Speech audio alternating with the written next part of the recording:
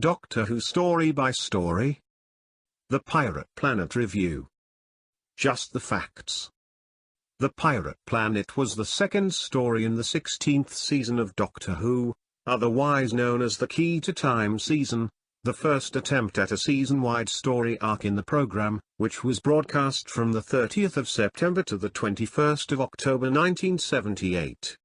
It starred Tom Baker in his fifth season as the Fourth Doctor, together with his companion the Time Lady Romana, played in her first incarnation by Mary Tamm in her one and only season in the role, and his robot dog K9, voiced for the second season in a row by John Leeson. The serial was the first to be written by Douglas Adams, who would go on to become script editor of the program the following season and write two more serials for that season, the acclaimed City of Death and the planned season finale Shada, which was scuppered by BBC strikes but completed by animation for a DVD and Blu-ray release 38 years later. Adams would go on to massive success as the creator of The Hitchhiker's Guide to the Galaxy, a radio series that became a book series, a TV series and even a Hollywood movie. The Pirate Planet was produced by the godlike Graham Williams in his sophomore season and script edited by Anthony Reed. The director for the serial was Pennant Roberts, who had previously directed The Face of Evil and The Sunmakers in seasons 14 and 15, and would go on to direct Shada, Warriors of the Deep with Peter Davison in season 21 in 1984 and Time Elash with Colin Baker's Doctor in season 22 in 1985. Incidental music was composed by 70s stalwart Dudley Simpson. Plot. Looking for the second segment of the Key to Time, the Doctor and Romana head for the planet Calufrax, only to materialize at the right coordinates, but somehow on the wrong planet, Xanax.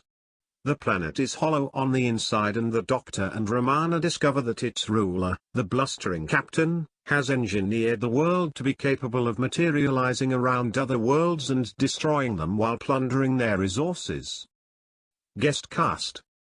The guest cast for this story includes Bruce Purchase as the captain, a New Zealand-born actor whose other credits included roles in the British spy thriller series Callan, I Claudius, The New Avengers, The Tripods, Blake's 7 and Quatermass, as well as films such as the 1971 version of Macbeth and the 1987 film Playing Away. Mr. Fibuli, the captain's fearful assistant, is played by Andrew Robertson, whose other TV credits include roles in The Bill, Casualty, Rumpole of the Bailey and Blake's 7, as well as films such as Far From the Madding Crowd. The captain's mysterious nurse is played by Rosalind Lloyd, who also appeared in TV series such as Minder and Bergerac and films including The Wild Geese with Roger Moore and Inseminoid. Trivia. The original version of The Pirate Planet was massively complex, and BBC One head of serials Graham MacDonald was seriously unimpressed by it, feeling it was both too comical and insanely overambitious and unproducible on the programme's limited budget. However, both producer Graham Williams and script editor Anthony Reed believed in both the story and Douglas Adams, and Reed persuaded MacDonald to allow the story to go ahead after he revised the story to be simplified and more affordable to make. The Doctor falls and bangs his lip on the TARDIS console, explaining an injury that actually took place during the making of the previous story, The Ribos Operation, when he was bit by a dog belonging to actor Paul Seed, who played the Gruff Vindicay in that story. The injury had been hidden by makeup which actually worsened the wound in that story. The Pirate Planet was released on video in 1995 and then on DVD in North America in a bare-bones season box set in 2002. The serial and season were re-released as a limited edition packed with extras in the UK in 2007 and then worldwide in 2009. A DVD copy of the story was included in issue 112 of the magazine The Doctor Who DVD Files in 2013. The Pirate Planet was one of a handful of stories not released as a Target novelization during the original series run, with Douglas Adams intending to write the book himself, along with City of Death, at some point. However, Adams died in 2001 before he got around to doing so. The Pirate Planet was eventually novelized by writer James Goss for BBC Books in 2017. An audio version of the original story soundtrack with additional narration by John Leeson was released by Audiogo in 2002. Reaction: The Pirate Planet was a hit on television with average ratings of over 8 million for the story as a whole.